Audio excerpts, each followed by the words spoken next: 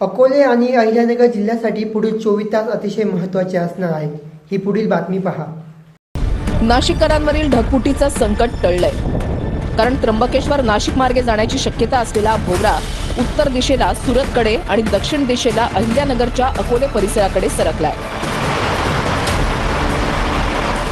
मुसळधार पावसाचा भोवरा दुसऱ्या दिशेला सरकल्यानं मंगळवारी नाशिक त्र्यंबकेश्वरमध्ये ढगफुटी धोका काही प्रमाणामध्ये कमी झालाय. तरी देखील नाशिक इगतपुरी त्र्यंबकेश्वर भागात मुसळधार पर्जन्यवृष्टी कायम राहणार आहे.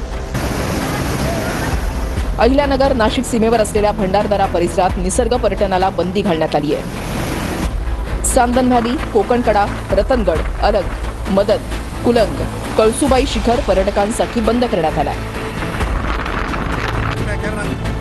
नाशिकच्या ब्रह्मगिरी परिसरामधल्या मेंढघर किल्ल्यावरच्या वाडीतील जवळपास 100 नागरिकांचं स्थलांतर करण्यात आलंय.